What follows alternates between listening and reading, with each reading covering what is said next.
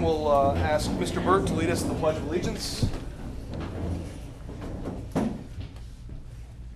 Mr. Burt? I pledge allegiance to the flag of the United States of America and to the republic for which it stands, one nation, under God, indivisible, with liberty and justice for all. Thank you. The floor is open for any public comment. Any public comment a second time? Calling for public comment a third time.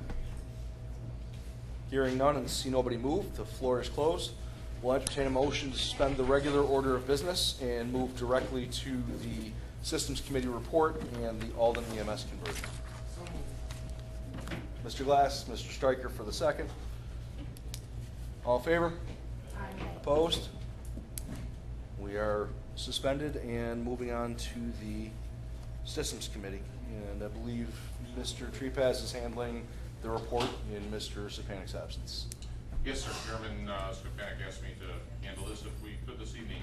Mr. Chairman, the Systems Committee has the matter of the application of the Town of Alden EMS and Ambulance Service for a permanent certificate of need for the operating territory of the Town of Alden, including the Village of Alden, following its previous municipal declaration. First, the Systems Committee has received the findings of fact and conclusion and recommendation and the record of proceedings from the hearing officer appointed by the council to hear this application. I offer those documents dated August 30th, 2018, and ask that they be included as part of the record in tonight's proceedings. I also take note that copies of these have been previously provided to the council members, and every member should have had a copy. Thank you. I have received those documents. I'll ask the stenographer mark the hearing officer's finding of fact, conclusion, and recommendation as Council Exhibit 1 and the record of proceedings as Council Exhibit 2. Please continue, sir. Mr. Chairman, the hearing officer found that the application proposes to provide a new service operating an ambulance service within the primary operating territory of the Town of Alden, including the Village of Alden. This application will convert the municipal declaration of need to the Town of Alden EMS to a permanent operating authority. The applicant possesses the financial stability to provide the proposed service. The applicant has demonstrated the financial feasibility of the proposed service. The applicant, based on its contractual relationship with the Lancaster Volunteer Ambulance Corps Incorporated, has the necessary resources and personnel to provide the service. The applicant has met the burden of proof for demonstration of public need of a demonstrated absence, reduced availability, or inadequate level of care for the type of service it seeks to provide the residents of the Town of Alden, including the Village of Alden, and has met its burden of proof under Public Health Law Section 3008. The applicant has met the burden of proof that the demonstrated absence, reduced availability, or inadequate level of care in ambulance or emergency medical services in the specified area is not readily correctable through the reallocation or improvement of existing resources. Those within the area of service will benefit from the approval of the application. Based on the completeness of the application and the meeting, the required showings, and the presumption in favor of approving municipal applications, the application should be approved. She then recommended, based on the foregoing and all evidence before me, I support the application and recommend that it be granted. That was a direct quote from the hearing officer. The Systems Committee met today, September 5th, 2018, and carefully and thoroughly reviewed both the hearing officer's finding of fact, conclusion, and recommendation, and the record of proceedings, and elevated the application and all of the related submissions, and as a result of that separate evaluation by the Systems Committee, came to the same recommendation that the application should be granted. The committee further adopted the hearing officer's findings of fact, conclusion, and recommendation as the committee's findings, conclusion, and recommendation. Therefore, it is the Systems Committee recommendation that the application be approved. Mr. Chairman, Department of Health Policy Statement 0606 states that the Systems Committee must make a motion to approve the application, which motion comes before the whole council as a seconded motion for discussion. Upon review of the application, the hearing officer's recommendation and discussion of that recommendation by the Systems Committee, the committee offers the following observations and recommendations. The applicant has demonstrated an absence of reduced availability and inadequate level of care in the provision of EMS in the geographic area of the Town of Alden, including the Village of Alden, pursuant to Article 3008, Paragraph 7B As a municipality, the applicant is entitled to a strong presumption in favor of approving the application. No individual has spoken against the application. No evidence has been brought before the committee to rebut the strong presumption that exists in Article 30, and several individuals on behalf of various fire and EMS agencies as well as local municipalities wrote in favor of approving the application. In view of the foregoing, the committee recommends that the council approve the application on the basis of the presumption set forth in Article 30 as well as the merits of the application itself. I so move. That is the recommendation of the committee. Thank you. Thank you, Mr. Trepez, and thank you to Chairman Stepanek and the Systems Committee for the hard work they put into this application. You guys have, again, been busy, and we appreciate it. We have before the whole council a second motion to approve the application of the Town of Alden EMS, an ambulance service for a permanent certificate of need for the operating territory of the Town of Alden, including the Village of Alden. To be clear, at the time of the vote, a yes vote is to approve, a no vote is to not approve. I'll provide the opportunity now for council members to make inquiry and ask questions, if any, prior to voting and to making a recommendation. Please keep in mind the application and public hearing, copies of which were disseminated and have been received prior to this meeting, constitute the appropriate forum to introduce or provide new information. This is not an opportunity for council members or others to introduce or provide new information. The council has an obligation to discuss and record the definition of public need, which is the demonstrated absence, reduced availability, or an inadequate level of care in ambulance or emergency medical service available to a geographic area which is not readily correctable through the reallocation or improvement of existing resources. Must also discuss all pertinent points and issues relating to need in this case, as well as the specific reasons for or against, including those observed by the committee and as noted in the observations detailed by Mr. Trepez. And evidence presented and testimony from the public hearing, which in this case consisted of the application, several letters of support, no letters of opposition, related notices and testimony from our attorney Mahoney regarding those documents, and testimony from Alden Town Supervisor Richard Savage and Town of Alden EMS attorney Mark Butler in support of the application. There was no other testimony that evening. I now open the floor to discussion.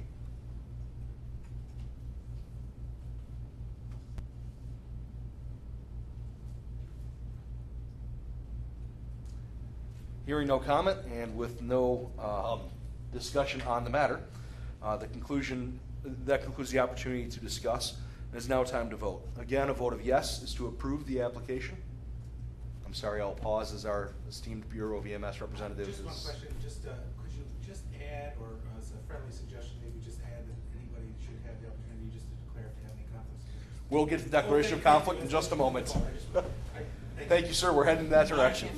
Okay. I just wanted to see we had some discussion. Thank you. Okay. Again, we have a second motion to approve the application. A vote of yes is to approve the application for expansion. A vote of no is a vote to deny the application of expansion. At this time, does anybody have an apparent or actual conflict to disclose from the voting body? Mr. Brenner, I am a life member of the Lancaster Volunteer Ambulance Corps. However, I'm no longer active. I don't believe it is a conflict to present. Any other disclosure of actual or apparent conflict? Hearing none, does anybody here believe that another party has a conflict that he or she has not disclosed?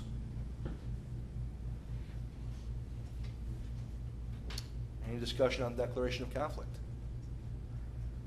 Hearing none, we will move to the vote. To be clear, the application requires a majority vote of the majority of our entire council, not just those council members who are present to vote. Our council has 26 members. How many are present tonight?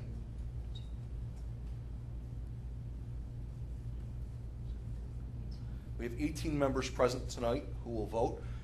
In the absence of our regular members, our alternate members are permitted to vote. We'll ask them to declare whether they are a regular or alternate member at the time they cast their vote.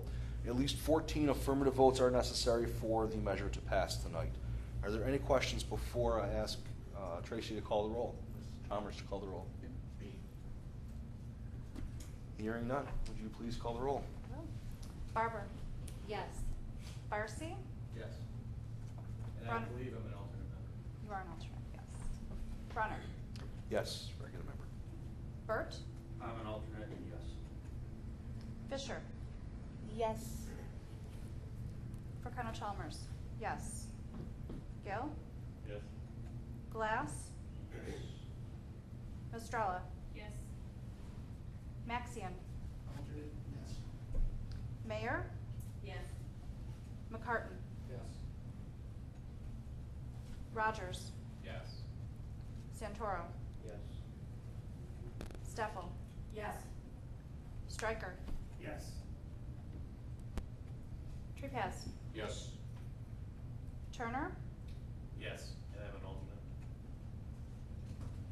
Mr. Chairman, that's 18 affirmative votes. 18 in favor, none opposing, none abstaining. The measure carries. Attorney Mahoney, would you please notify the Department of Health of the results of tonight's proceedings, as well as be sure a copy of the transcript of tonight's proceedings are delivered to the Bureau of EMS? Yes, I will. Thank you. Thank you. I believe that concludes the Systems Committee report and the matter of the Town of Alden's conversion. That is correct, Mr. Chairman. Thank you, Mr. Trepez. I also believe that concludes the need for the meeting to be recorded. So thank you to our stenographer, and I believe we are set. We'll entertain a motion to return to our regular order of business. Who was first? Wow. JT? Sure.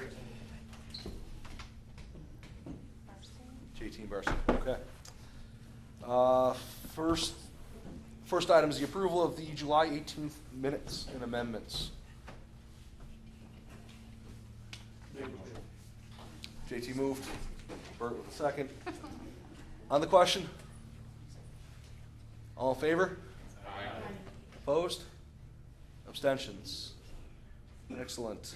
Correspondence, everybody's received the report. We do have two additional pieces of correspondence that, while Ms. Chalmers is looking for it, we received from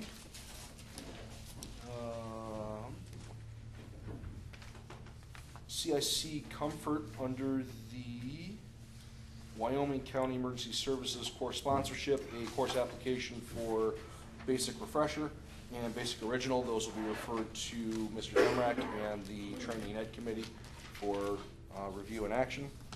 We also received a note from, I'll read the note in its entirety, but from Ms. Kaczynski. Dear Wyoming-Erie Regional Emergency Medical Services Council, I wish to take a moment to extend my most sincere thanks for selecting me as the 2018 EMS Educator of Excellence. It is truly an honor to be recognized with the incredible peers present at the banquet and with the distinguished previous winners. Thank you for a lovely dinner, the wonderful plaque and clock you have now graced my office. Most of all, thank you to all the members of this council, other nominees, and all first responders for the work you do each and every day. Your dedication to the community is an example of commitment and dedication to our counties and citizens. Again, thank you for this surprising honor. Patty Ann Kaczynski. Very nice note from her, and I'll slip that in with the correspondence heading back to Mr. Zemrak. Any other correspondence to be reported? I received. Okay. Treasurer's report, Ms. Barber. To date, majority of the costs, the expenditures were from the annual awards dinner. Also for our program agency monthly invoices. Also professional fees for fees incurred for our incorporation, the council's incorporation, etc. We will have to, I would request a transfer be made from the education training line, maybe for 2,000 to the professional fees to cover the overage. I believe we will have some other invoices an invoice that will be coming from the attorney for the remaining fees for the incorporation, any costs that were incurred for our incorporation process. Are there any questions? So we're looking for a motion to transfer $2,000 from the education and training line to the professional fees line. Just on the question, shouldn't that be the legal fees line, or is that separated for like just notices? I believe that's separated. Okay. So transferring $2,000 from education and training to professional fees. Motion. From Cheryl? Second from Carol. And on the question? Hearing none, all in favor? Opposed? Abstentions? Motion carries. And the first quarter, quarterly claim has been submitted, so those monies should be coming forth shortly. That's all I have to Thank you. report. Anything for treasurer, Ms. Barber? Medical Advisory Committee. So did we actually vote on the treasurer's report, or did we just vote on the transfer? That's the thing. We just voted on the transfer. Do we vote on the treasurer's report? I Okay. think we did. Motion to accept the treasurer's report. Turner, McCartan. On the question? Thank you, sir. Hearing none, all in favor? Opposed? Abstentions? Now we voted on the treasurer's report. Okay, Medical Advisory Committee. Mr. Gill. The meeting was moved to September 12th, and I believe it's held at Twin City. Yep. 1,300 still, is that right? That's part of it. Anything for the Medical Advisory Committee? Okay. New York State Council. Mr. Gill. That meeting is coming up on September 24th, 5th, and 6th. They want you to remember vital signs is coming. October 11th through 14th, pre-conference course is the Nancy class. A number of things they're going to bring up so far, what I've seen basically are changes in New York City protocols, including specific protocols for the emergency service units. That's what I got. Anything for State Council? Okay. Erie County, also Mr. Gill. Erie County is hired a new coordinator of fire on the fire side, Chris Coel, and we have a new secretary on that side, so they're standing back up to us now. We're in the midst of a budget thing where we're trying to figure out where we're going to be going. Focus for my department, at least, is that we're looking to replace a lot of equipment and update a lot of the equipment. Right now, we have 10 EMT classes that start for the fall semester, or in progress, and that doesn't include 2 Buffalo Fire, one large recruitment class that they have, could be up around 40, 50 people, and then a number of research things that we're doing. We're waiting on the core sponsorship. As soon as the core sponsorship is, if it's issued by the state, we'll send out to everybody dates that we have for instructor updates and instructor classes. We have staff all set to go. We have to put it out. We have to put an application in so many days prior to the class, and we have to have a number before we can advertise it. But it will be soon. Right? Without selling it. We'll have met with Dan McCartan over at the ECMC. We had a couple discussions about Ebola, the forgotten disease. Things are starting to spark up again in the Congo, so if you've been there, be careful. Plan to travel there. Yeah, I'm sure.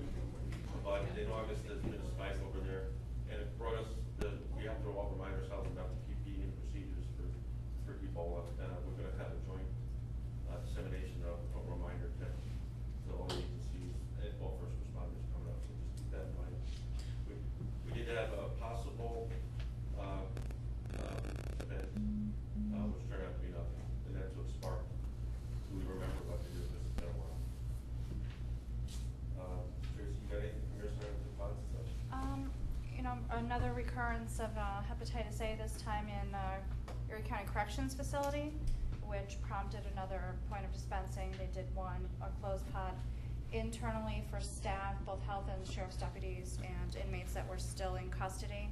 On the downside, about 400 inmates had been released that had been in contact with the suspect case that were not traceable once they were released from sheriff's custody. So we offered a point of dispensing. We only vaccinated about 30 people, none of which had been in the holding center at the time. So it's out there. I think we're seeing the tip of the iceberg. Maybe every 1 in 3 cases are actually reported to the health department. The patients have enough symptomology to seek medical attention. So we're continuing to push vaccination, recommending it for any high-risk populations and groups, and we'll be doing a homeless, there's a homeless convention in October at the convention center, and we hope to see about 400 to 500 people at that convention. Will be offering Hep A vaccine there as well.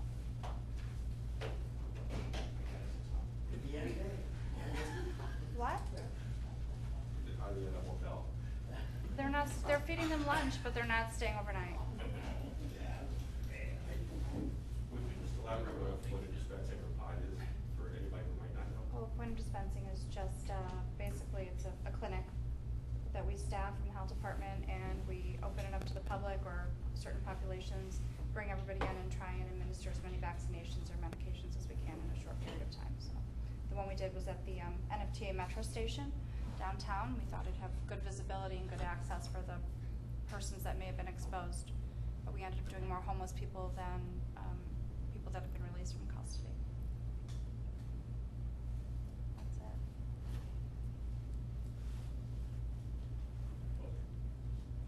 it. Just on the Ebola thing, should agencies anticipate a similar push for training, equipment, plans as previously, or is this just a, oh yeah? Previously, but I think what the thought process is, it might have gotten out of, we kind of got to do it, we're supposed to be doing it monthly or whatever it was. And the push will be just get back into that maybe monthly practice. Yeah, I was gonna say to the end, but we're talking about it now, between ECMC Children's and the county, probably sometime towards the end of next month, we're gonna have a couple of, professional development seminars, whatever you wanna call it, but just to kind of go through and review and remind the folks and let them know that there's a whole lot of really nasty stuff that's out there, and the reality is that if anybody caught the news this morning, they had the giant Tucker incident in New York City. There was another incident out west, multiple potential. The case that we had last week, that because of where the person came out of, the international airport, bordering where the outbreak is right now, like bordering the actual province, where there's a number of cases that are increasing, including infected healthcare workers, prompted some serious, a couple of seconds of, is this legit or is this not legit? Turned out that it's not, it's something else, fortunately. However, what it prompted for us is that we've instituted some new things in the hospital that Children's is gonna do similar, that will impact the crews coming in. So we'll be told, if you answer the question that you're supposed to be asking out in the field, and you get answers to affirmative answers to those, and you relay that information to us, when you get to the hospital, you're gonna sit. You're not sitting inside, you're sitting in your rig until we send staff out that's fully garbed up appropriately to get you and bring that patient into one of the designated rooms. The way it's been so crazy for us lately with the patients that we're holding in the ER, that's 20 to 30 minutes to get somebody appropriately donned up, get the room ready. If we have to if there's other family members in them, we're gonna isolate them. You're gonna isolate your crew until we have a pretty clear idea of, is this potential or is this, okay, you can go. We had back and forth conversation with the health department that probably went on for about 45 minutes to an hour Tuesday morning before I felt comfortable clinically telling Tom's crew that, okay, I know this is kind of like you got a little freaked out for a couple of seconds here because of all of the hubbub and stuff, but this is what it looks like. You're okay, take a deep breath. You can come out of the room now and you can talk to the rest of us. But I don't think that, because we're now looking at almost 4 years since the original outbreak, when all of the insistence, you must do monthly training on dying and doffing.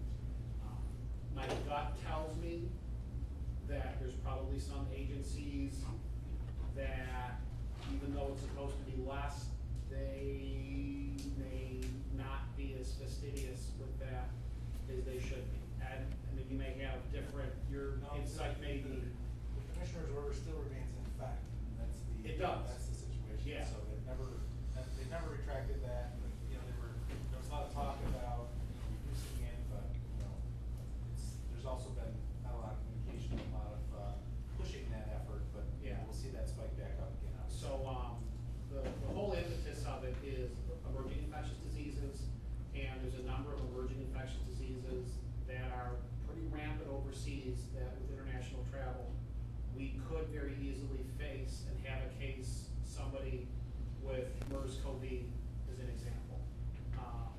So that's going to be the impetus. The infection prevention practitioners, their annual conference for Western New York in a couple of weeks is focused on emerging infectious diseases. So we're not pigeonholing it to Ebola, as that there's a whole lot of stuff out there. You really need to dust off your plans, your training, make sure you're actually doing it. The whole expose with 60 Minutes at the beginning of the year, where they said that some of the gowns that originally were said that, you know, you can get these if you want because they're pretty good, well, they were found to be pretty shitty. You know, everybody should only be having like ANSI level 4 type stuff, not level 3 type things, just to play it protective. You know, all the other tools that are out there, we're just gonna, hopefully, a friendly reminder, just to keep folks attuned to things. Is it possible for you to get out through UDMD a list of the emergency infectious diseases that are overseas that are in hot demand right now? So that we're aware of them and we can do our own little research on them in regards to transmission modes, effectiveness, and also amount of epidemiology in regards to the amount of the infectious status. As you can tell, I did disease control for 33 years. It would be really long. That's okay. The most pressing one is, they just identified a 6th substrain of Ebola. They haven't proved conclusively that there's, human-to-human transmission, but they're pretty confident that it is. Well, I mean, bugs will keep on replicating because that's what they do. Yeah, they identified it in a subspecies of that. Yeah, pretty picture, let's see it. Yeah, I'll take a look at it. Yeah. The MERS-CoV is the one that we're most worried about, Okay. so. Anything else for Erie County? No, I think I said for, not from. Okay, hearing none. Wyoming County. We're just beginning to schedule out our fall winter EMS training, and we did utilize the debriefing team this month. Anything for Wyoming County? Western New York Stress. Mr. Glass, are you our official representative to Western New York Stress? Do we have one? Can we appoint one? Well, how does that work? As far as I know, it's still on the website change. Cool. But he's there. I said he's there.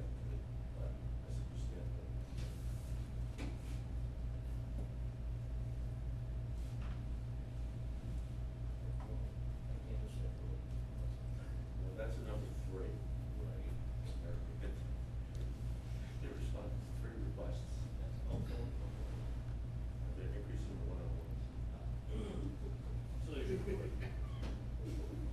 We'll get on more detail. Sorry, we can't hear all the way up here. You didn't want to. But they had 3 in the last 2 months. They wanted, and it seems to be an increase in the 101 sessions that they're having. Okay. Anything for Western New York Stress? Is there a way to verify, just because it's always blank on our agenda, if JT is our official representative, if Greg is, if we have one? It's either him or I will do it. So we're not giving you an answer. It's JT Gill. I don't want to know whose hand goes where. Anybody with anything for Western New York Stress? I'm never gonna sleep. We're stressing. I need them now. Can we call them currently? Committee reports, budget. Mr. Sartoro, no report. Membership, anybody have a report from Ms. Lab? Nope. Systems Committee is done. Training Ed, no report from Mr. Zemrak unless you have one. He did not get one, no. Okay, bylaws, Mr. Maxian. We'll circle up the crew tonight to get our next meeting scheduled, be ready to go for. Bylaws Committee, see Maxian afterwards for scheduling. Anything for bylaws? Awards, PR, Mr. Gill. We had our awards dinner, thanks for everybody coming. I'd like to entertain moving the awards dinner from July to May. Reason for that being is the state has moved up the requirements for submission to May 1st. And what's happening now is we send the submission into the state, and these poor people know that they didn't get the state thing before they get it. Not to mention I got a lot more things to do in July. So I'd like to entertain moving it to May. Open for discussion. I'll entertain a motion to move the awards dinner to May. I'll second that. We still need a first. Santoro has the motion, Varsity the second. On the question. May is my birthday. Still the third week, third week? His birthday. We're gonna have it, if it's all right, we'll have it on the actual meeting day, which is May 1st. I think that's probably a great plan to have it on the actual meeting Wednesday. All right, so first Wednesday of May will be the awards dinner going forward, so I'll have a motion to move we had a motion to move it to May. Will you amend it to make it the first Wednesday of May? Absolutely. And is that okay with you for the second? Okay, so the motion is to have our awards dinner be the first Wednesday of May. Any other discussion? Hearing none, all in favor? Opposed? Abstentions? Okay, and this year, it's in Wyoming County, so if you have anybody that requires shoes or something like that, just let me know.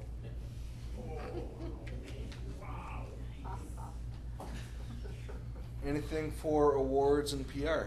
Where was the last question? Hole in the wall. How'd that go? I thought the hole in the wall was. The room wasn't very congenial for our whole thing. You have any other ideas? Want to give me an idea? We'll research it. Tony's house? Oh, there we go. That's enough for me. Next to the prison?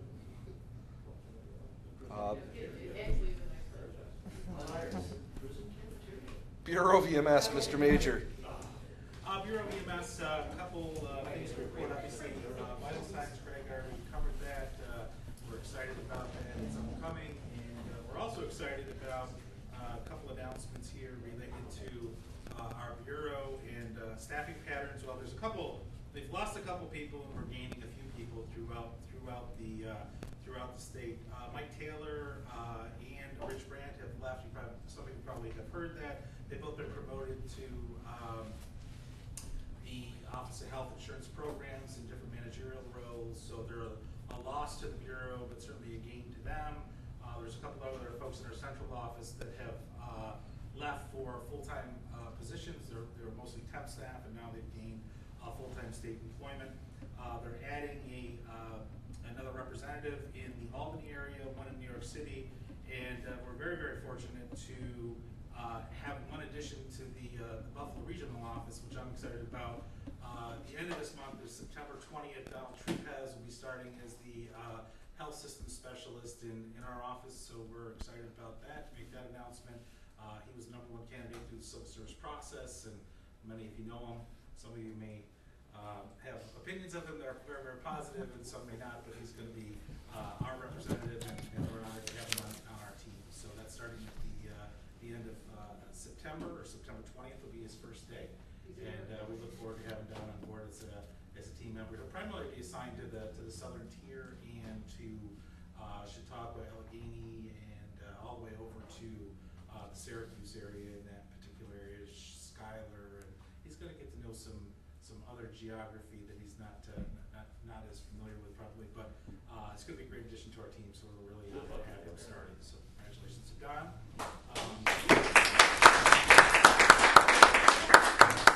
What do you want to say? I just, I'll say it again. Yeah, thank you. A couple other things. From the perspective of mutual aid from from a regional council perspective and from an EMS coordinator perspective, we're starting to see more complaints that are popping up across the state related to individual agencies not following an approved mutual aid plan or not actively pursuing the CON holder of a particular area, or they're bypassing a CON holder to go to somebody who does not have a CON in a particular area. We're, in conjunction with our Division of Legal Affairs, we'll be looking at our policy statement.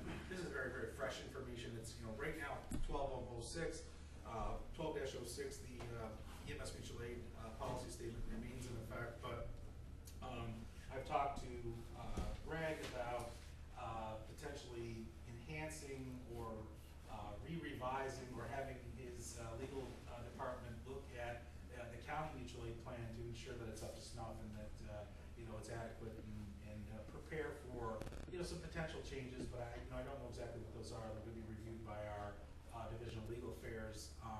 We want to make sure that we're addressing the current policy and the current basically mutual aid plan should be approved by the regional council. Obviously across the state, there's a ton of them that are onesie-twosie that have not gone through the EMS coordinator, a vetting process, and through the regional councils. So I think the regional councils will be getting information on the go forward that says, make sure that you're following this, evaluate what mutual aid plans have been approved or not been approved by the regional council. So just giving you a heads up on that. It's probably, when anything goes to the Division of Legal Affairs, it'll be a long time, but at least I'm sort of planting the seed related to, we're starting to see these hot spots across the area.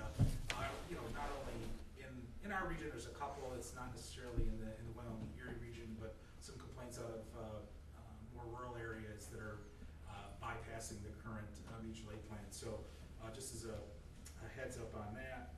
And I think that's basically about it at this point. Thank you. Anybody's got any questions? When an agency renews its license every 2 years, do they have to submit a new mutual aid plan? Mutual aid plan is something we look at on inspection, you know what I mean? And generally we look to see if they're a participant in the county mutual aid plan. It says they have to participate. We also look for hazmat, smoke, things like that, but it is included in the regs that you have to participate in the mutual aid plan. As in depth as we are, we have, and I think that's something that we need to probably revisit a little bit more in conjunction with our policy statements. I think the word is participate. Yes. In mutual aid plan. Not necessarily have one, but.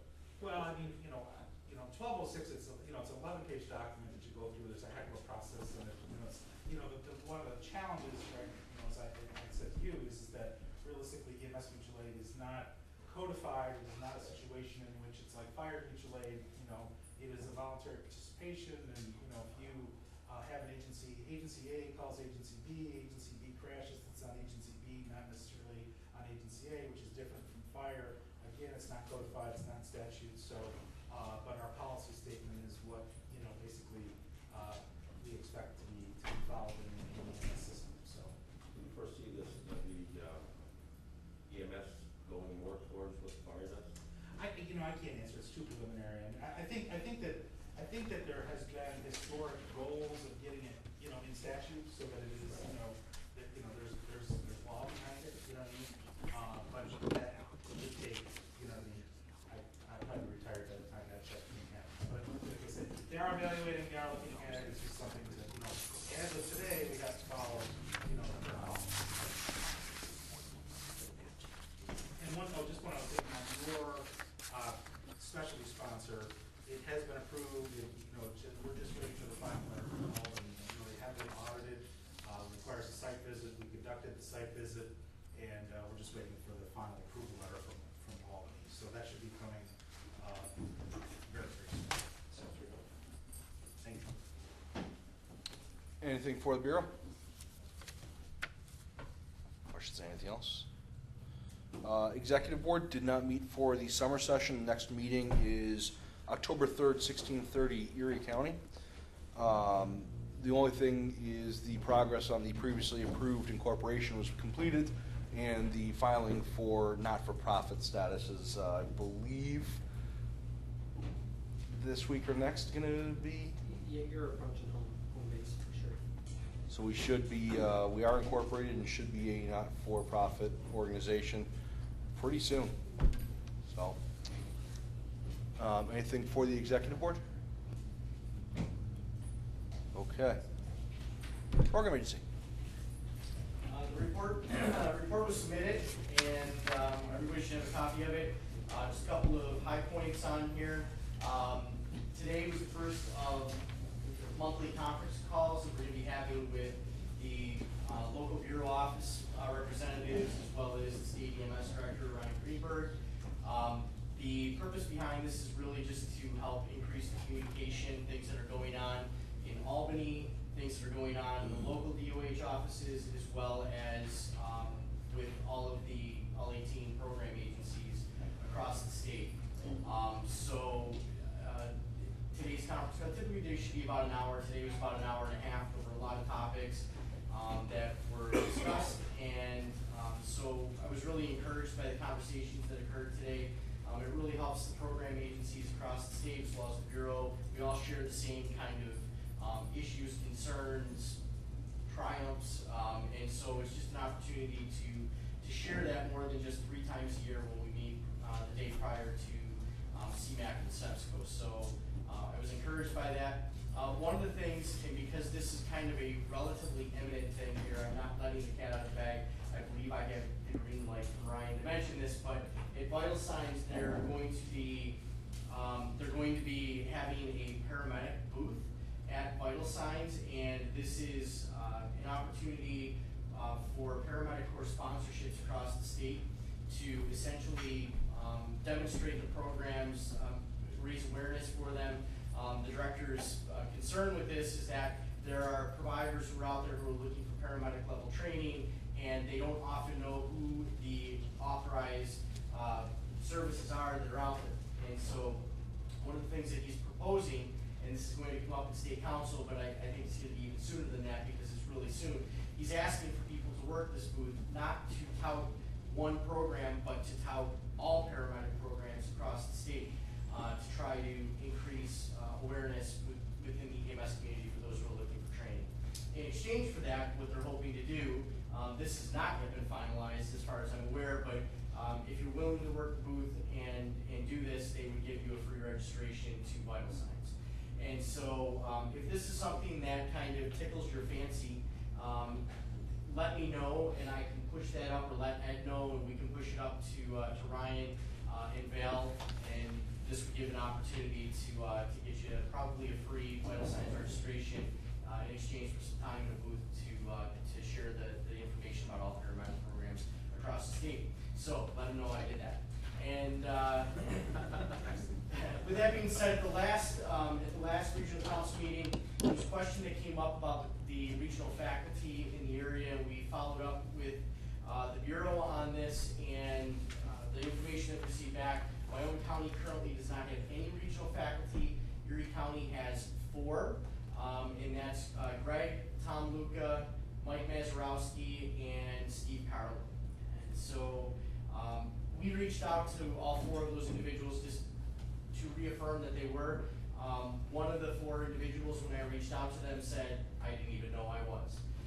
So just to follow through on that, so everybody's aware.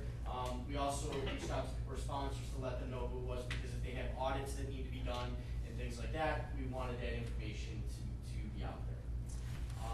REMAC credentialing, we're done with this. Erie County didn't have a particularly great track record with this year. I had an opportunity with Greg and with Ken a couple weeks ago to try to get this closed out. Wyoming County, everybody met the deadline in Wyoming County. Erie County, we had a number of services that were still delinquent.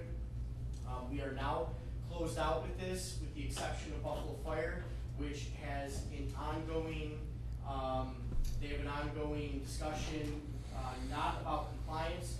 They're just massive in trying to get everybody on board. They currently have 473 providers that are in the good graces of the credentialing program. They have others that are not quite there yet. Dr. Bart, who is their medical director, has been providing updates on about every 6 months.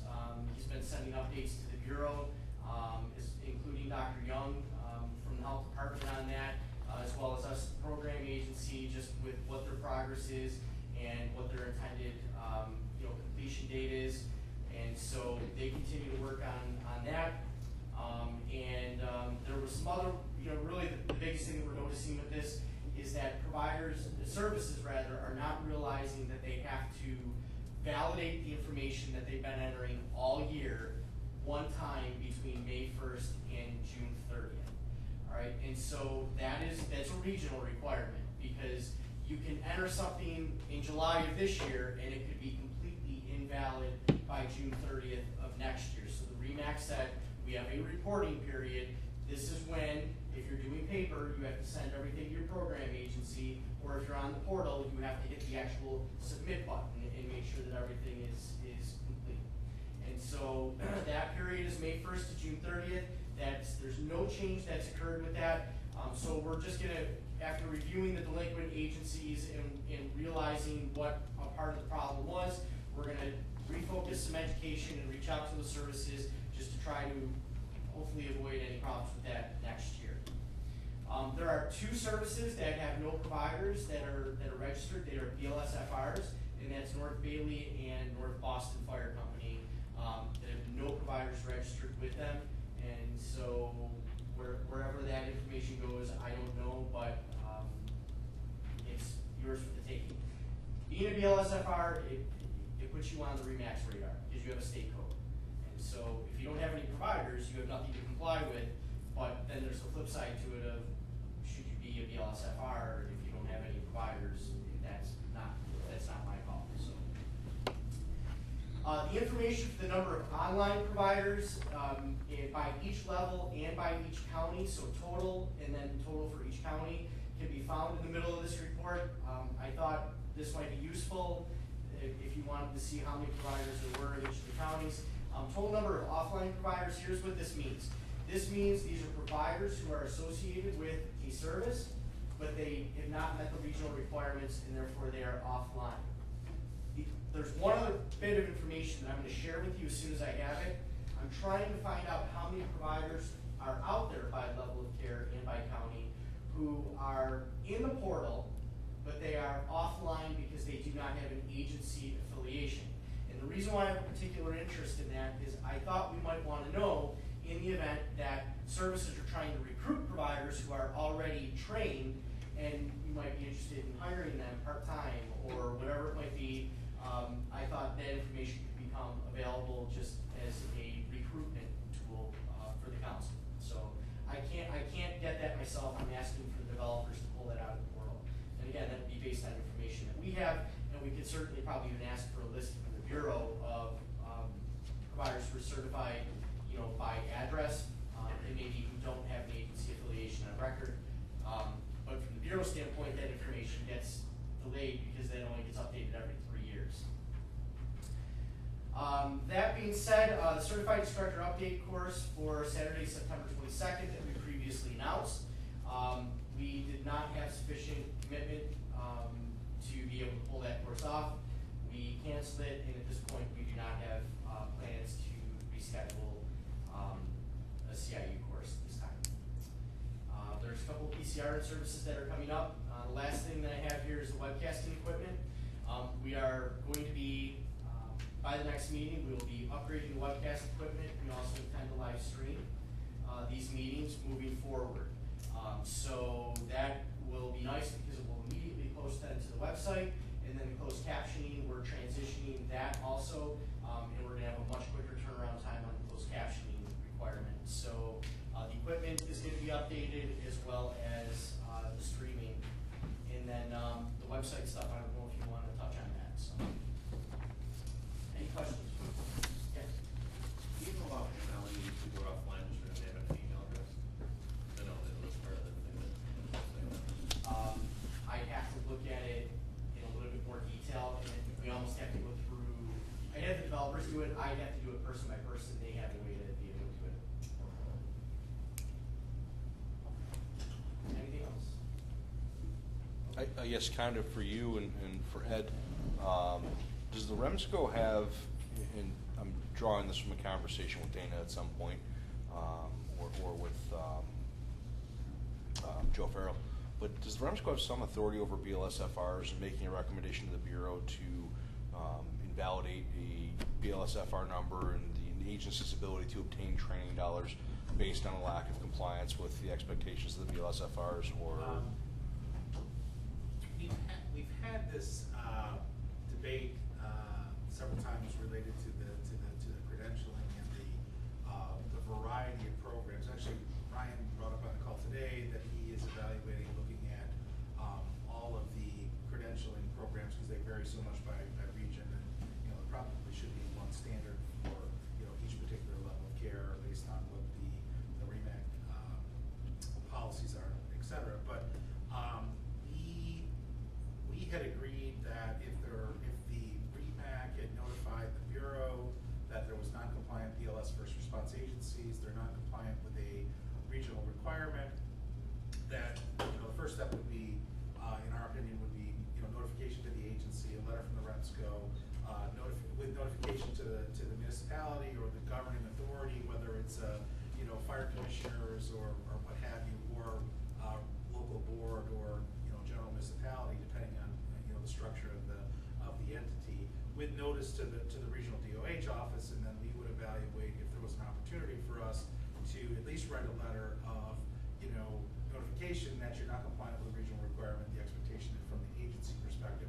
The difference between we get into this big debate over can the REMAC take an agency offline? Well, the thoughts were that if that agency has one credential provider, really there's nothing that could stop or prevent that entity from responding. The other thing is that our BLS first response entities it's not codified. There's nothing we don't regulate them. We don't go out and do inspections, those kinds of things. There's nothing in the regulation other than a policy statement that dictates here's the process that to be a BLS first response with an agency code and eligible for funding, here's the expectations as to what you need to do. So I think that the short answer is that there's and from the REMAC's perspective, there's certain things, the adjuncts that they approve, they can take those away is what we sort of agreed to.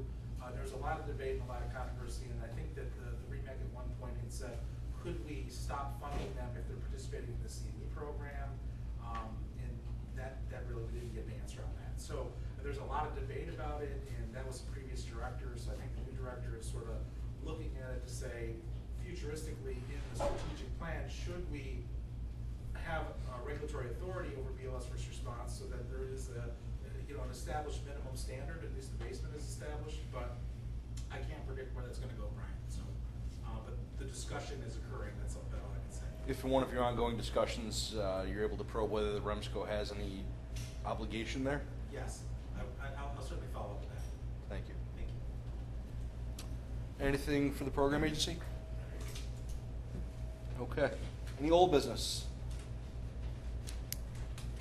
One item on the agenda under new business, we'll entertain a motion to approve the appointment by Sisters Hospital of Dr. Chris Broderick to the REMAC. Make motion. Sorry. First was Eric Burt, second Greg Gill. On the question? All in favor? Aye. Opposed? Abstentions? Motion carries.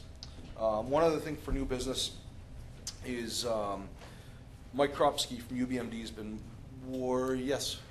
Apologize that it wasn't quicker. Was that to Sorry. the REMAC or to the Regional EMS Council? To the REMAC.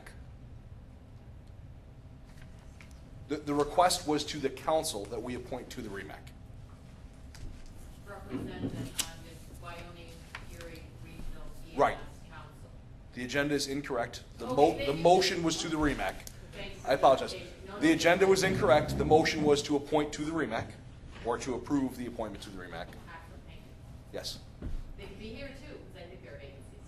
Just I don't believe there are any vacancies right now on the Erie County side, and that's an Erie County resident. And you said at the meeting there were 3 on Wyoming. Yes. And that's it. So we got that right. We approved an appointment to REMAC. Okay. Scott had noted Mike Krupski's working out of his office and does web development, and he's basically looking to streamline the website, which is okay, a little cumbersome, but making it better, and wants to do some image stuff and branding and logo, and he has an eye for that kind of stuff, I guess, and looking to see if anybody here would be interested in serving on an ad hoc committee, interact with Mike, kind of work to develop that a little bit, test it, do whatever. Calling for members who have either tech or branding preferences or experience to volunteer to serve on an ad hoc committee to work with Mike to make the website better. We hear no volunteers. We'll send out an email solicitation for volunteers and see if we can get somebody. Look at the agenda, see who's not here. That's a fair point. Roll on, dog. Mr. Zemrak, congratulations. I second that motion. Yeah. We'll send a solicitation and see if we can get some help with that. Any other new business? Motion to adjourn. I believe we saw something for new business. Only because we don't have a good of the order, Mr. Chairman. I just want to say thank you to everyone for certainly the round of applause. I've heard a number of compliments and so forth over the last couple of days as the word has kind of sneaked its way out and stuff. But I want to actually, from the bottom of my heart, thank all of you at the regional council or the regional council level, some of which have provided positive influence, some of which have provided challenging influence. But at the end of the day, it's all influence that builds us.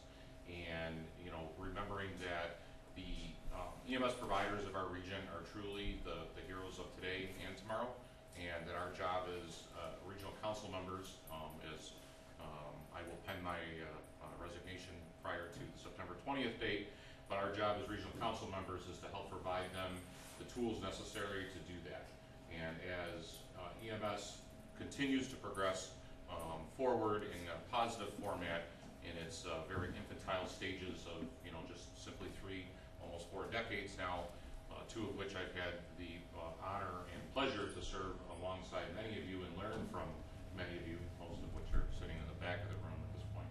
But closer to the door, I think is what JT keeps telling me. He's at the airport. So I have been just honored to be a part of that and learn from you and so forth. So I guess if I just may say thank you, please don't forget what our purpose is and why we do what we do, whether it's providing for patient care or it's giving the tools to those patient care providers that they need in order to do that as we move forward with changes, because EMS is infantile and it is changing.